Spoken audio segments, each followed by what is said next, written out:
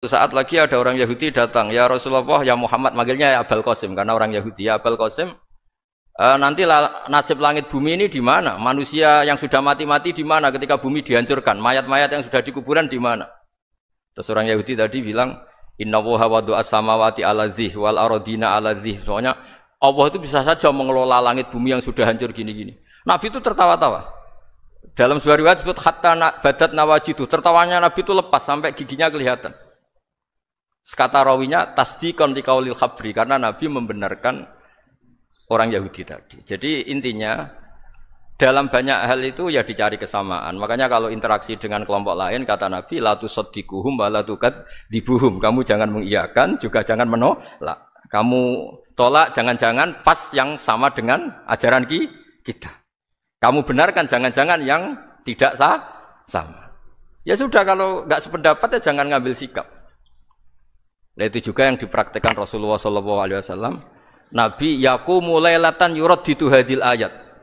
Nabi pernah sholat satu rakaat hanya ngulang satu ayat. Itu aja agak selesai. Yaitu ngulang-ngulang ayat. Fa'aqulu kama qalal abdus sholeh in tu'adzibhum fa innahum ibaduk wa in taghfir lahum fa innaka antal azizul hakim. Pun Gusti kula nyerah. Semua ini hamba jenengan monggo jenengan napakno sing duwe jenengan. Intinya itu ini wilayah jenengan ndak wilayah saya. Nah kadang-kadang kita sebagai manusia itu jumawa seakan-akan itu wilayah kita. Kita nyiksa terserah kita, mengampuni ya terserah kita. Padahal tidak milik kita. Dunia ini milik Allah Subhanahu wa taala. Makanya yang terakhir saya ijazahkan ijazah bapak. Bapak saya itu orang hafal Quran, alim tapi lucu, senengannya guyon. Kalau ngajarkan saya tauhid, tasawuf itu gampang. Hak kamu punya tetangga, punya Innova. Terus kamu berpikir, kamu miskin berpikir. Itu pajaknya aja berapa? Kalau apa itu bannya sudah halus itu gantinya kayak apa, kalau rusak kayak apa. Terus kata bapak, ora melok duwe kok mikir, ndak ikut punya kok mikir. Terus coba kamu enggak ikut punya Alphard. Terus saya mikir, wah itu pajaknya berapa Pak Martinus bisa dipakai beli motor kan? Pajaknya apa? Alphard ini. Oh enggak ikut punya kok. Nah, dunia itu rawekmu, mbok pikir lah apa ono sing duwe. Maksudnya itu, dunia itu milik Allah, apa kamu pikir itu milik yang punya gitu. Nah, itu yang dimaksud dalam ilmu tasawuf da'it tadbir fama qoma bi ghairuk la tuqim bihi nafsak. Sudah kamu tidak usah ikut campur. Itu wilayahnya Allah gitu karena wong enggak ikut punya kok ikut mikir. Anda benci orang. Benci sekali karena dia tauhid misalnya. Jangan-jangan Allah punya rencana memberi hidayah dia. Atau Allah punya rencana dari dia keluar orang-orang Islam yang soleh. Makanya ketika malakul jibal, ya Rasulullah saya disuruh Allah terserah engkau. In syi'ta an udbiqa alaihim al-akhshaban. Kalau engkau mau orang-orang yang mendustakan kamu saya hancurkan. Apa jawabannya Nabi? La, jangan. Bal arju ayyukhrijawah min aslabihim ma ya'budullaha wa la yusyriku bihi syai'an. Itu di Bukhari. Enggak, bisa saja sekarang dia kafir, anak turunnya jadi Islam. Dan betul. Abu Jahal punya anak Ikrimah, Abu Lahab punya anak Darrah.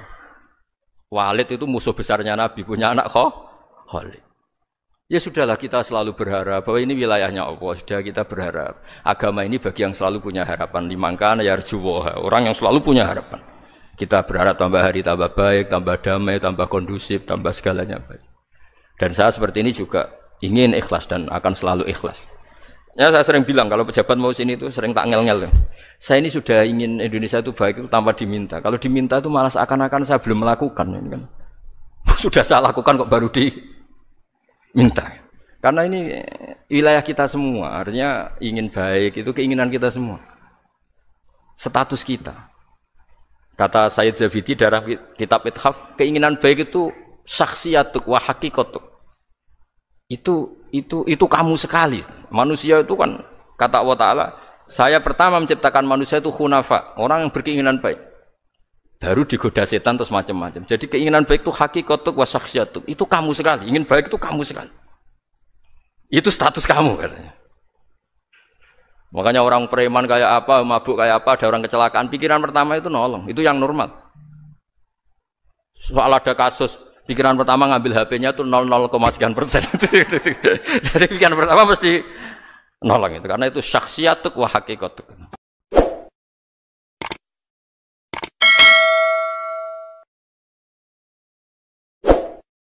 Kalau kamu berdoa, Itu yang tadarruk. Tadarruk itu ya yang sangat sopan, wa khufya secara diam-diam atau secara enggak berlebihan. Terus hanya ayat innahu la yuhibbul mu'tadin. Allah itu tidak suka orang yang melewati batas. Itu termasuk melewati batas dalam doa karena ada unsur mendikte Allah. Saya memberi contoh tadi. Misalnya kita sebagai cowok berdoa ya Allah saya ingin punya istri cantik, solihah, nasabnya baik, gak pernah cerewet, gak pernah apa. Itu kan nanti nyarinya juga susah. Nanti kalau Allah menjabatkan itu adanya di surga, ning donya ora payu rabi, kira-kira. Nah, itu sudah berlebihan. Terus kalau ada ulama mengatakan doa itu mukhul ibadah. Itu maksudnya gini, doa itu bukti kita minta. Minta itu bukti kita lemah. Nah merasa lemah itu sudah bagian dari ibadah. Makanya masyhur itu syairnya Abdul Al-Haddad itu. Fadu'ai wabdihali dalilun li kori itu. Jadi saya berdoa itu hanya sebagai bukti saya butuh Allah. Saya sendiri tidak punya kepentingan mustajab apa enggak. Jadi wali-wali yang mengatakan doa itu mukhul ibadah sebetulnya itu malah wali-wali yang dari awal enggak kelintas disembadani apa enggak. Butuhnya dia itu menunjukkan bahwa saya ini lemah. Buktinya posisinya minta. Itu yang dimaksud mukhul ibadah. Tapi kalau kita berdoa terus posisi kita protes. Katanya kamu baik ya Allah, engkau baik. Ternyata enggak juga. Buktinya semua doa saya enggak kamu kabulkan. Wah, ini malah doa kriminal. Jadi yang dimaksud mukhul ibadah itu doa itu bukti minta. Minta itu bukti lemah. Makanya ada syairnya Abdul Al-Haddad maksud fadu'a ibabdihali dalilun li tiko. Jadi saya minta engkau ya Allah itu bukti saya butuh. Jadi itu bukan dua hal yang harus dipertentangkan. Jadi kalau doa dikatakan apa? Ibadah karena di doa itu minta. Lah minta itu bukti merasa kita lemah. Berarti kita sa'il Allah mas'ul. Kita minta Allah yang kita mintain. Kita menengadah Allah yang berposisi memberi. Itu saja sudah cukup sebagai ibadah. Meskipun doa kita tidak mustajab. Karena memang tadi seperti itu. Kalau di ilmu-ilmu tasawuf itu apa ya? Doa itu memang benar-benar sudah mukhul ibadah karena tadi perasaan merasa butuh sama Allah itu. Nah, merasa butuh itu, nah kalau kita berdoa merasa butuh sama yang kita minta, itu dalam ilmu tasawuf sudah kriminal, berarti kamu lebih butuh makhluknya. Misalnya begini ya, saya ingin punya rumah bagus, terus setelah punya rumah kredit saya utangnya banyak. Sebetulnya saya itu tidak pernah ingat Allah, gara-gara utang banyak, kredit jatuh tempo, terus melibatkan Allah. Ya Allah saya ini utang banyak, ini, terus tolong dibayar. Sebetulnya saya itu ingat utang. Cuma Allah tak libatkan kan. Lah itu tidak akan jadi wali. Yang jenis ini tidak akan jadi wali. Saya ingin jadi dosen. Melibatkan siapa ya nanya? Melibatkan Allah terus. Malam-malam bangun melibatkan Allah. Itu artinya apa? Kamu itu lebih ingin yang kamu minta ketimbang ingin Allah. Kalau wali itu enggak gitu. Kangen Allah. Terus tahu Allah itu zat pemberi. Karena tahu Allah zat pemberi terus minta. Maka yang dikangen itu ya Allahnya dulu. Kalau kita kan enggak punya kasus dulu, punya keinginan banyak dulu. Baru ingat siapa yang bisa ya. Oh Allah. Allah kita libatkan. Ya untungnya Allah baik, mau ramal utang bukan mikir. Untungnya Allah enggak jawab itu. Jadi itu bedanya wali. Kalau wali itu kangen Allah dulu, baru minta. Kalau kita enggak, banyak masalah dulu, baru melibatkan Allah. Nah yang jenis ini tuh bahaya, kalau nggak disembadani mesti ngomel ya. Gusti katanya kalau yang minta kamu kabulkan, ternyata ini enggak. Nanti kalau Allah jawab, kamu itu tidak kangen saya, kamu itu kangen uang, kangen perempuan cantik yang kamu inginkan. Terus kamu melibatkan saya. Urusannya apa saya dengan itu, Pak? Makanya tidak usah nuntut karena awalnya sudah salah. Ya saya kira itu ya. Jadi ada ayat apa? Ud'u rabbakum tadarru'aw wa khufyah, terusannya apa? Innahu la yuhibbul mu'tadin. Itu di semua tafsir dikatakan Allah gak suka orang yang berlebihan dalam doa. Berlebihan tadi misalnya minta sesuatu yang terlalu besar atau permintaan kemarin saja lanu addi syukroh, kita tidak bisa memenuhi mensyukuri sudah minta lagi. Misalnya seorang jomblo targetnya kan asal payu nikah, tapi setelah nikah bayangkan istrinya solihah tidak cerewet, itu kan berlebihan. Hilang status jomblo saja belum kamu syukuri kok sudah minta macam-macam. Jadi harusnya kan syukur dulu ya. Sekedar laku nikah ini kan ada syukur yang harus Seperti jadi dosen juga gitu. Sekedar jadi dosen harus kita syukuri dulu karena menjadi kita tidak nganggur. Itu kan satu harkat sosial yang luar biasa. Jangan tahu-tahu sudah hari kedua cari intensif, cari ini itu, syukurnya aja belum sudah kemana-mana. Lah itu sudah mu'tadin, sudah melebihi apa? Batas. Ya saya kira. Jadi begini ya masalah pendidikan ya. Kalau saya jawab pakai ilmu hakikat saja karena ini keahlian saya.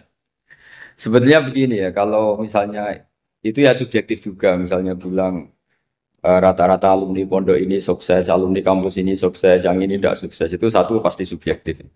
Karena biasanya yang diterkenalkan ya yang sukses-sukses. Sama saya punya tetangga dari pondok yang Anda sebut itu kebetulan tidak sukses semua. Itu jantogo saya sampai ngeluh. Saya ini gimana kok? Ya, ya sudah seperti itu kan subjektif. Tapi menyangkut pendidikan itu begini ya, menyangkut hasil dari pendidikan itu. Andai kan kita bicara ilmu hakikat, misalnya kita mondok gitu, mondok kemudian jadi orang miskin, jadi orang yang menurut orang banyak tidak berguna di masyarakat.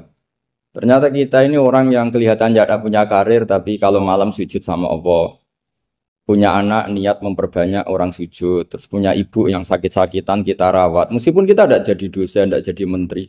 Tapi indah Allah itu luar biasa karena berstatus ngerawat ibu, ngerawat anak, ngerawat istri.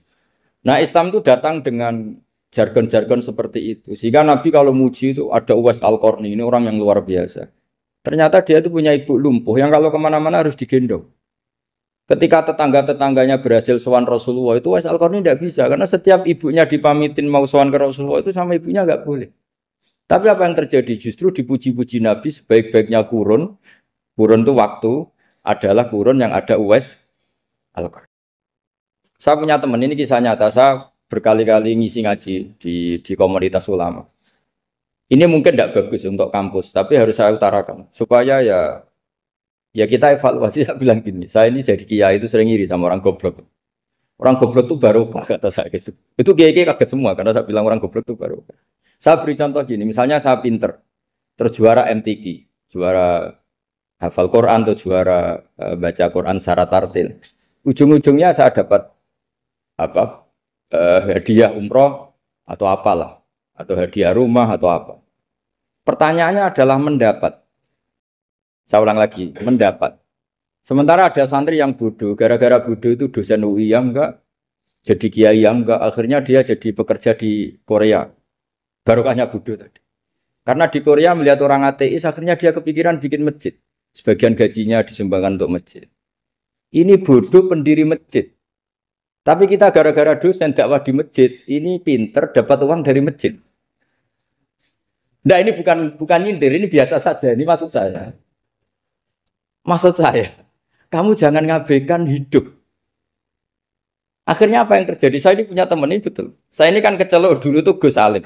Nasib saya di mana-mana dihormati. Kadang saya merasa dosa. Kok dihormati? Saya punya teman, dulu gobloknya minta ampun sekolah, sekelas sama saya. Gobloknya, soalnya gobloknya harus disepakati. Sudah. Iya, goblok mujma'alah kira-kira. Singkat cerita, dia itu hidup di pedalaman Kalimantan, sekitar tahun 92. Dulu kan biasalah di dalam hutan itu pasti ada penebangan hutan macam. Dia ada bosnya, yang jelas dia ada bosnya. Saya yakin juga agak kriminal.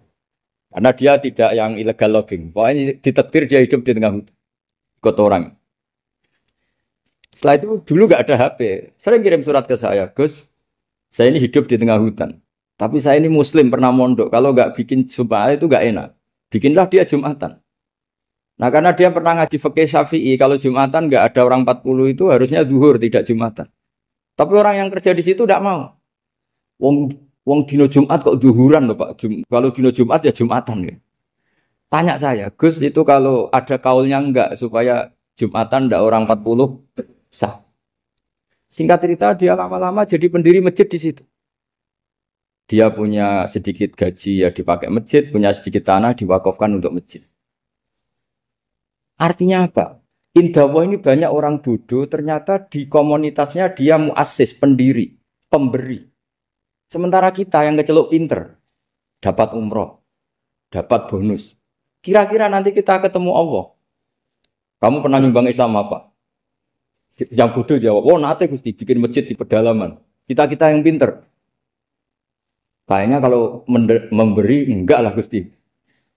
Reputasinya mendapat.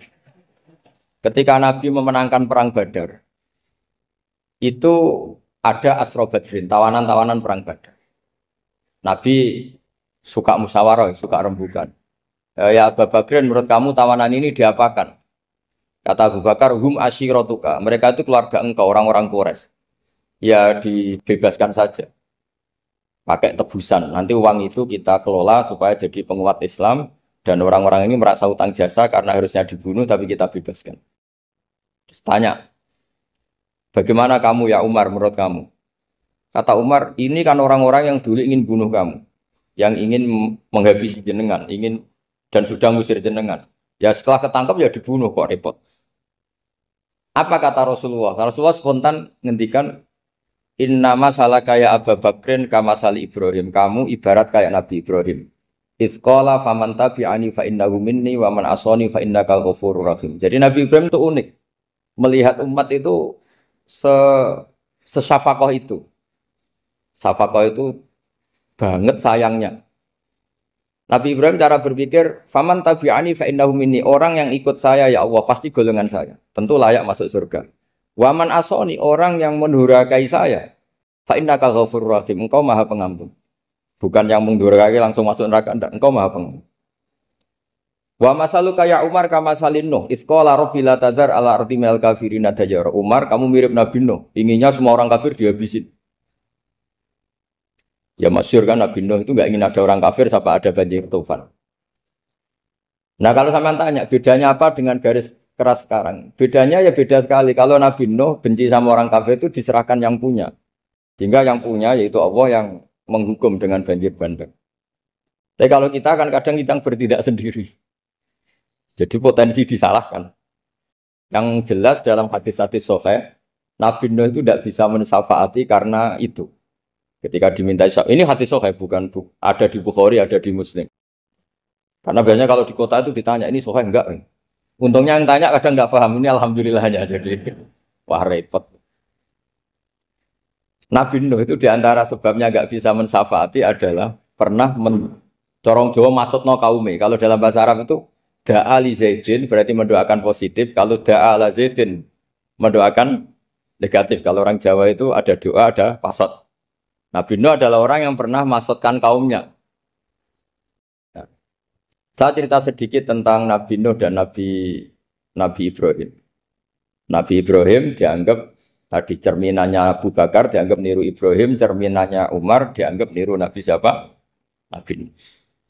Lalu kalau sampean tanya, bedanya gimana? Begini logikanya. Kita mengkaji secara akademik begini. Ada ulama besar, namanya Abdul Hasan Asyadzili, itu masyhur di Indonesia menjadi Thariqah Asyadziliyah. Terus ada seorang muridnya minta gini, ya Abdul Hasan Asyadzili, tolong saya dikasih ijazah supaya saya tidak pernah maksiat di bumi ini. Karena saya takut sama Allah, kalau saya maksiat itu merasa tidak nyaman dengan Allah. Abdul Hasan Asyadzili ini malah marah besar. Atuhibbu alla tadhharu maghfiratu. Kalau kamu tidak pernah maksiat, berarti kamu suka maghfirahnya Allah Ta'ala itu tidak kelihatan. Karena tidak ada yang maksiat. Tapi bukan dukung kamu yang tidak. Ini cerita ilmiah. Tapi kalau Said Abdul Al-Haddad, itu kebalikannya. Ada orang fasik gitu, hidup berkeliaran, mengganggu masyarakat, ganggu ketertiban agama. Ada kiai atau siapa gitu mendoakan supaya tobat atau dikasih panjang umur supaya nanti bisa tobat. Itu beliau, Said Abdul Al-Haddad marah besar. Man da'a li fasikin bil baqa faqad ahabba ayu sawahu fi ardi. Orang yang mendoakan orang fasik hidup berarti dia suka Allah dimaksiati di buminya. Jadi akhirnya jadi kutub besar, yang satu Sadziliyah, yang satu Haddadi. Kenapa ya? Karena tadi yang satu cerminan Nabi Isa, yang satu cerminan Nabi Yahya. Sebagaimana sabda Rasulullah tadi, ulama ummati ka anbiya'i bani Israil. Juga masyhur dalam aplikasi pengajaran juga gitu. Masyhur sekali dalam kitab-kitab diceritakan. Kalau Said Abdul Haddad, kalau ada orang sowan itu, kamu ngaji sama siapa? Sama si A. Pernah nangis gak pas ngajar? Gak pernah. Udah gak terus, gak usah diterusin ngaji orang seperti itu. Hatinya atas, wong orang iso nangis. Tapi kalau Abu Hasan Asadili kebalikan. Kamu ngaji sama siapa? Sama si A. Pernah tertawa enggak kalau ngaji? Enggak pernah. Udah, enggak usah ngaji sama orang itu. Orang enggak bisa syukur. Jadi jadi itu manhaj besar. Nah, akhirnya orang-orang kayak kita ini enggak jelas semua. Nangis ya bisa, syukur, guyu ya bisa. Cuma celakanya kalau kita nangis karena tidak punya uang, kalau guyu karena punya uang, itu masalahnya. Tapi kalau wali-wali dulu enggak. Kalau senyum ya karena saking yakin rahmatnya Allah itu wasiat rahmatu. Kalau nangis ya karena takut azabnya Allah. Kalau kita kan enggak, sangat-sangat materialistik. Ini yang membedakan kita. Sebenarnya nangis dan senyum itu satu keharusan karena Allah punya madharul jalal. Ketika Allah dengan sifat keagungannya, maka kita ini seorang Jawa serako bersenyum. Tapi Allah itu kadang sebagai madharul jamal. Adanya satu keasikan. Sehingga yang merengut itu yang salah. Makanya dalam ilmu tasawuf, kutub wali itu hanya dua. Allah dengan madharul jalal, dengan Allah yang madharul jamal. Contoh madharul jalal misalnya gini. Ketika Nabi Musa ingin melihat Allah, saking kangennya ingin melihat Allah, Rabbi arini anzur ilaik. Ya Allah, saya beri hak untuk melihat engkau. Allah dengan jalalnya gini, Allah itu qadim, superior. Tentu gak layak tersentuh barang hadis. Barang hadis itu makhluk. Sehingga ketika falam matajalla rabbuhu lil jabali ja'alahu dakka wa kharra Musa sa'iqa. Sehingga enggak levelnya apapun hebatnya Nabi ini tetap makhluk. Sementara Allah itu qadim. Enggak kuat. Makhluk yang fana ini, yang profan ini enggak kuat. Enggak kuat menampung zat yang qadim, yang superior. Sehingga gunung pun hancur. Nabi Musa pingsan. Tapi ketika Allah dengan madharul jamal itu Allah dengan keindahannya, dengan kasih sayangnya, memberi hak makhluknya untuk melihat. Nah di sini ini Allah sering ngendikan wujuhu yauma idzin nadhirah ila rabbiha nadhirah. Nanti ada wajah-wajah yang di surga itu melihat saya kata. Tapi apakah betul melihat kayak saya melihat dosen, melihat Pak Rektor, melihat teman-teman itu tidak bisa. Karena Allah itu qadim, sehingga meskipun manusia ahlul jannah melihat Allah, tetap Allah ngendikan la tudrikuhul absar wa huwa yudrikul absar. Karena Allah di balik jamalnya ya punya jalal, di balik jalalnya juga punya jalal.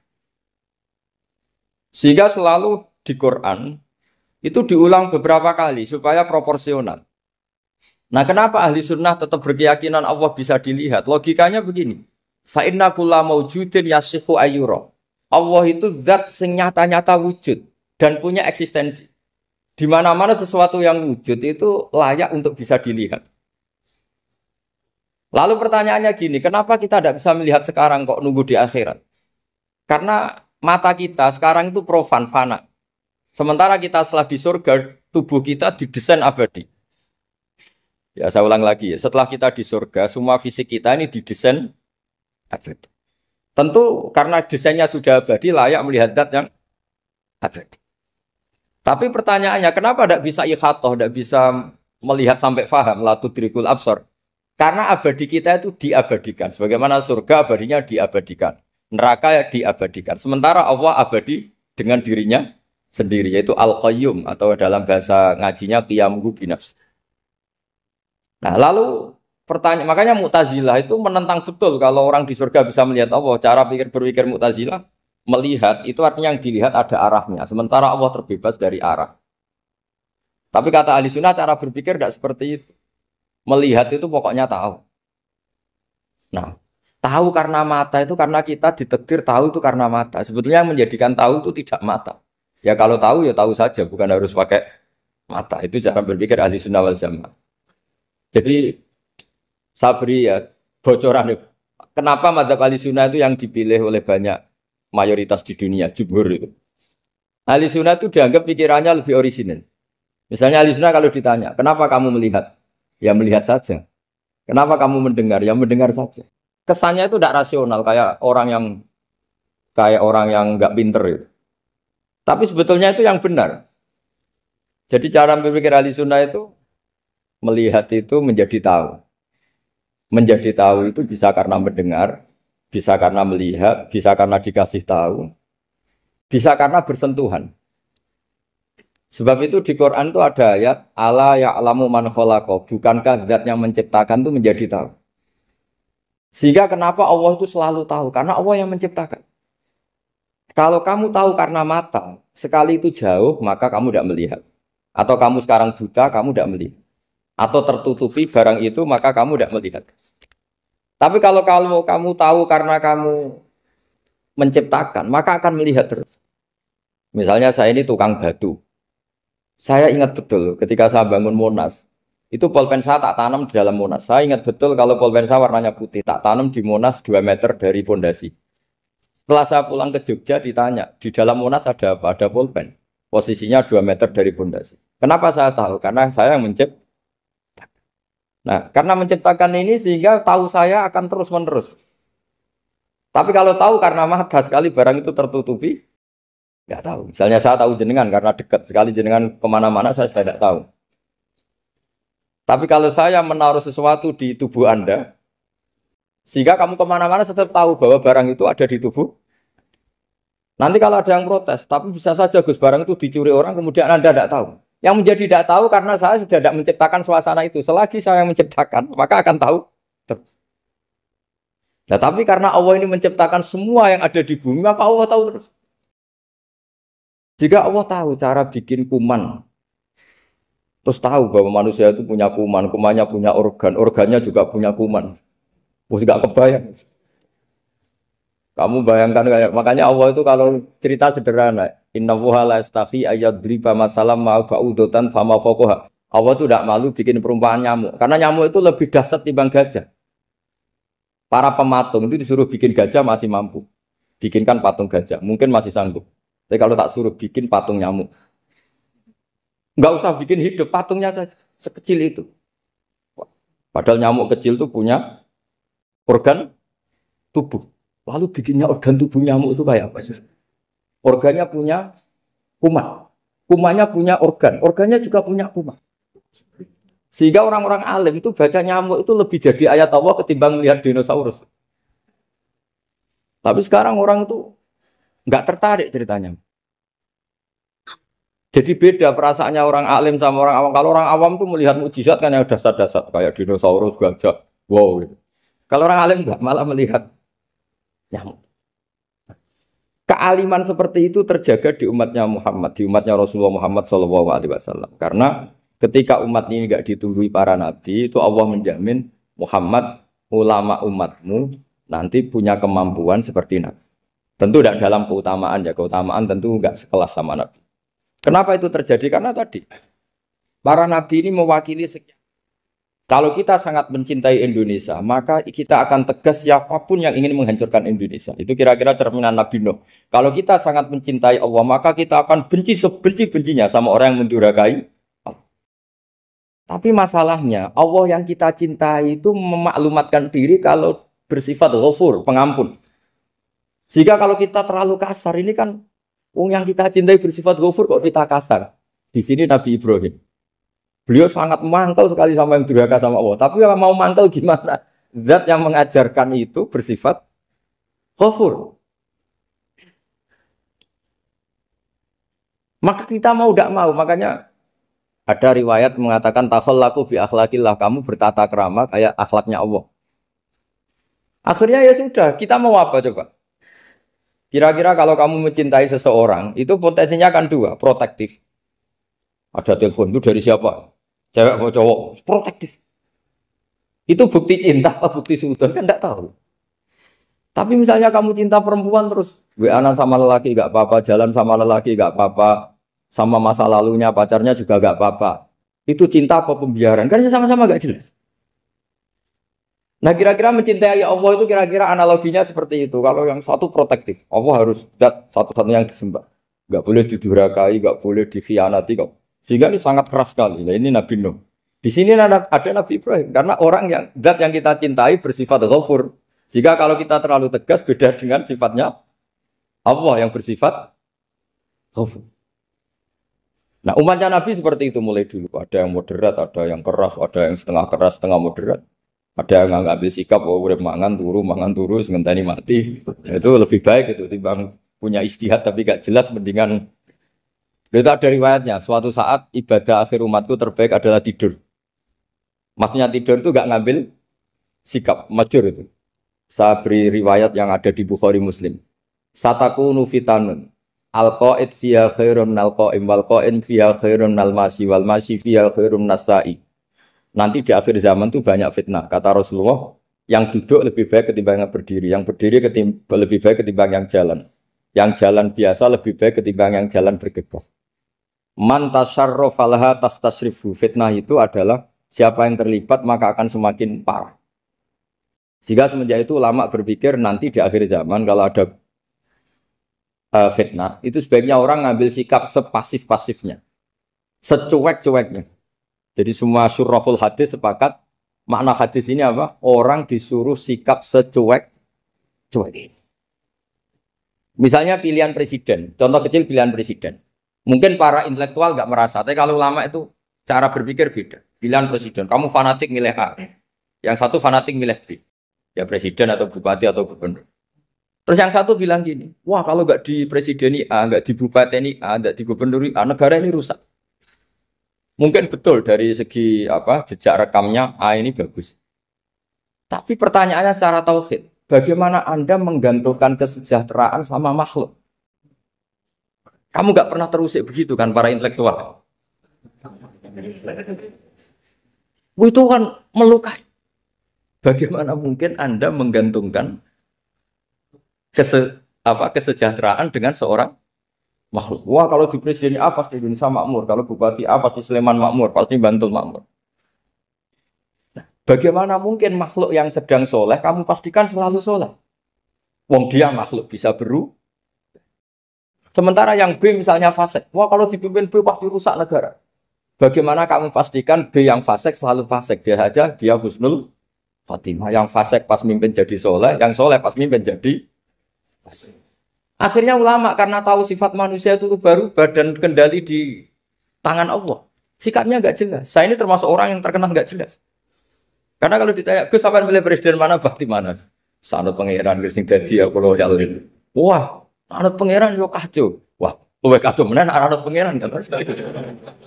Ini kan sudah tidak sambung karena pikirannya ulama. Memang nggak beda, cara berpikir ulama itu beda.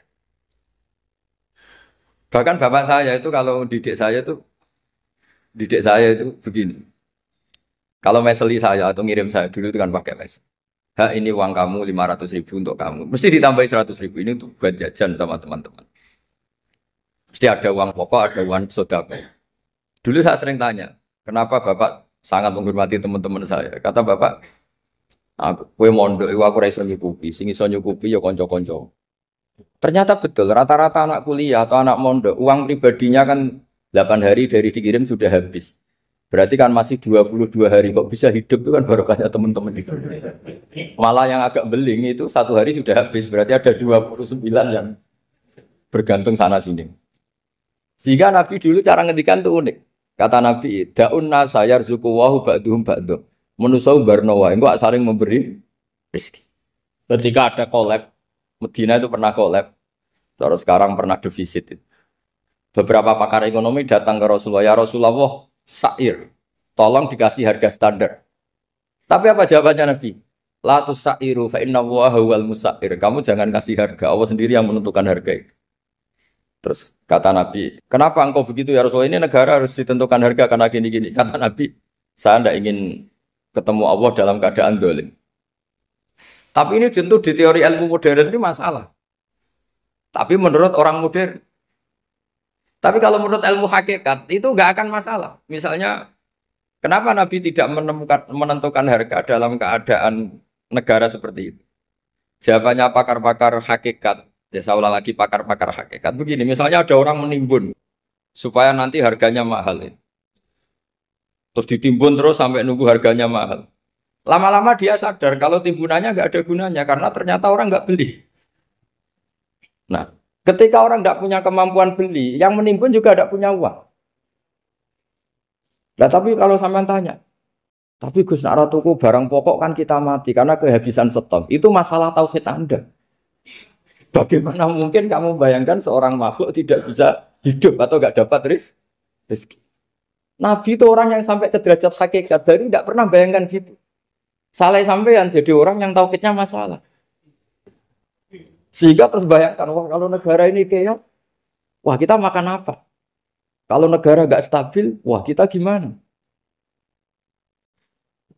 Itu tidak bisa seperti itu. Dulu ketika kita dijajah Belanda, itu kiai-kiai kita, Mbah Hasyim Asy'ari, Mbah Ahmad Dahlan, mondoknya di Mekah. Sampai alim alama, dua beliau, Mbah Hasyim sama Mbah Ahmad Dahlan itu ngajinya sama-sama Syekh Khotib Minangkabau. Cuma Mbah Hasyim lebih menekuni ke Syekh Mahfud Termas, yang satu menekuni Syekh Khotib Minangkabau. Jadi dua beliau itu ngaji di guru yang sama. Mbah saya, buyut saya itu ya sudah mondok Mekah. Zaman dijajah Belanda. Sekarang kita agak dijajah, agak mondok di sana. Buyut saya itu zaman itu sudah haji. Buyut kelima saya. Itu dulu kalau ingin cari tempat yang teduh, itu masuk ke gua. Itu masuk gua itu hanya kepalanya saja. Kakinya masih di luar. Karena gua di Arab tidak seperti gua di sini. Kalau gua di sini kan orang bisa masuk semua. Kalau gua Arab kan hanya apa celah-celah batu-batu besar. Sehingga ketika Rasulullah hijrah ke Madinah, singgah di Gua Sur, kata Abu Bakar gimana? Andai kan ya, ada orang kafir di depan gua. Kata Abu Bakar gimana? Andai kan mereka melihat kakinya, pasti melihat kita. Karena gua di sana itu satu tubuh tidak bisa masuk penuh. Kalau gua di sini kan ada yang mobil saja bisa masuk. Nah itu bahasa ya kalau mau istirahat